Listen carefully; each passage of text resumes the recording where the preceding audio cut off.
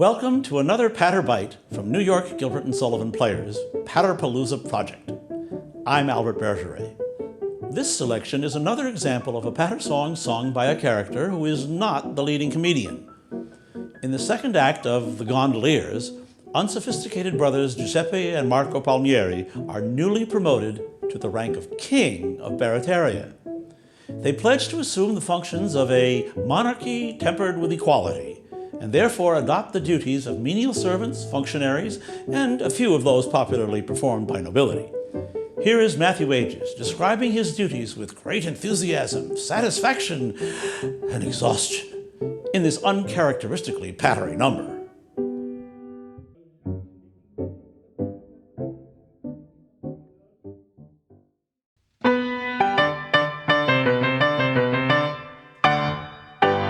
Rising early in the morning, we proceed to light the fire. Then our majesty adorning in its work-a-day attire, we embark without delay on the duties of the day. First we polish off some batches of political dispatches and foreign politicians circumvent. Then if business isn't heavy, we may hold a royal levy or ratify some acts of parliament. Then we probably review the household troops with the usual shallow humps and shallow hoops, or receive a ceremonial in state, an interesting eastern potentate. After that we generally go and dress our private valet. It's a rather nervous duty, he's a touchy little man. Write some letters literary for our private secretary. He is shaky in his spelling, so we help him if we can. Then in lieu of cravings inner, we go down and order dinner. Then we polish the regalia and the coronation plate. Spend an hour in titivating all our gentlemen in waiting, or we run on little errands for the ministers of state. Oh, philosophers may sing of the troubles of a king, yet the duties are delightful and the privilege is great. But the privilege and pleasure that we treasure beyond measure is to run on little errands for the ministers of state. After luncheon, making merry with a burning glass of sherry, if we've nothing in particular to do, we may make a proclamation or receive a deputation. Then we possibly create a peer or two. Then we help the fellow creature on his path with the garter or the thistle or the bath. Or we dress and toddle up in semi-state to a festival, a function, or a fete. Then we go and stand a sentry at the palace, private entry, marching hither, marching thither, up and down and to and fro, while the warrior on duty goes in search of beer and beauty, and it generally happens that he hasn't far to go. He relieves us if he's able, just in time to lay the table. Then we dine and serve the coffee, and at 12:30 or 1, with a pleasure that's emphatic, we retire to our attic with a gratifying feeling that our duty has been done. Oh, philosophers may sing of the troubles of a king, but the pleasures there are many and of worries there are none. And the culminating pleasure that we treasure beyond measure is a gratifying feeling that our duty has been done. Oh, philosophers may sing of the troubles of a king, but the pleasures there are many and the worries there are none. And the culminating pleasure that we treasure beyond measure is a gratifying feeling that our duty has been done.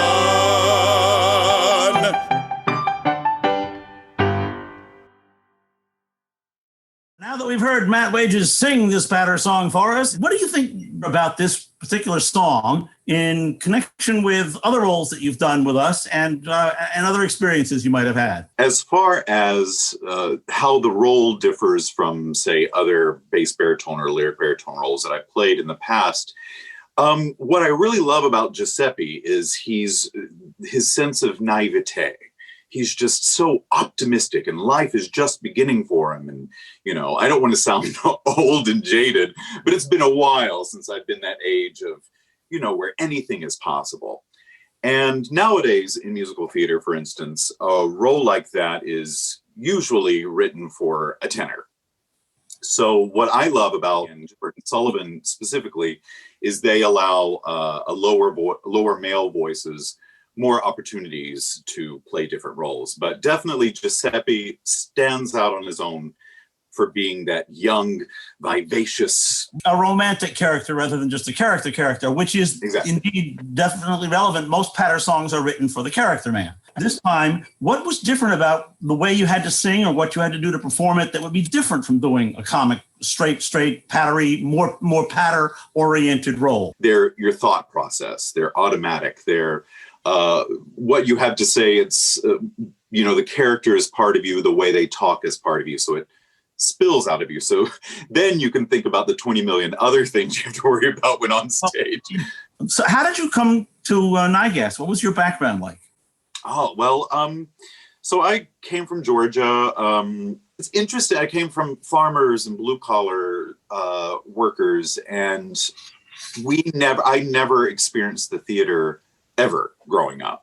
My last year of high school, I was a member of a local community theater in Athens, which was around at the time for over 40 years. They put together beautiful, beautiful work, and they loved to put together a Gilbert and Sullivan show maybe once every 6 years. So they were having auditions for the Mikado, and I went in and I auditioned, and I was really the only person there who kind of knew how to sing pretty well.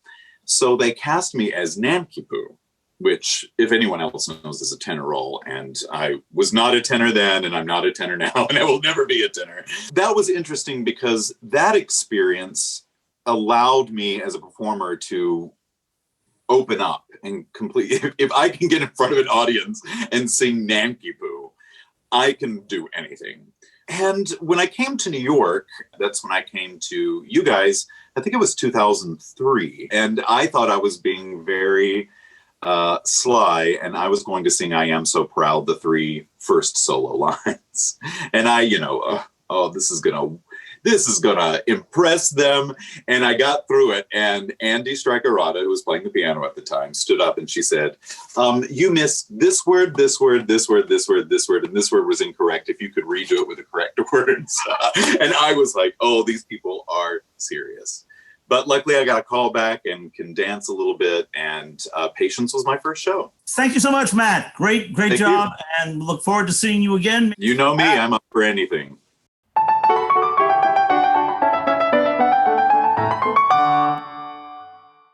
Rising Early in the Morning is one of my favorite songs, and I loved watching Matt sing it, but also listening to what he had to say about it, because he and I have exactly the same take on the character, who is so naive. And that was the word that Matt used, and before I heard him say that, that was the word that I would have used to describe him. And I think that Sullivan brings out the naivete with the fact that the orchestra, for the most part, plays in unison with the singer. Not that Matt couldn't sing without having the orchestra behind him, but it's all in unison. Finally, you get a few chords. It's very sort of naive, and it's harmonically sort of naive.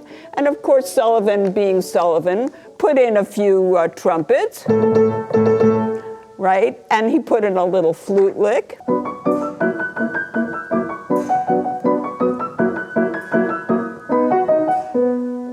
But most of the time, it just goes in unison with the character, who's just so willing to set the table and enjoy creating a pier or two and retiring to his attic, feeling very satisfied to be a king. Thank you for joining us for this episode of the Patterpalooza Project, an exploration of Gilbert and Sullivan patter songs and the people who perform them. Join us once more for the season finale of the project, a playful and uniquely collaborative interpretation of the most famous patter song of all time. Until then, I'm Albert Bergeret, and we are New York Gilbert and Sullivan Players. Philosophers may sing of the troubles of a king, but the pleasures that are many and the worries that are none, and the culminating pleasure that we treasure beyond measure is a gratifying feeling that our duty has been done. Oh, philosophers may sing of the troubles of a king, but the pleasures that are many and the worries that are none, and the culminating pleasure that we treasure beyond measure is a gratifying feeling that our duty has been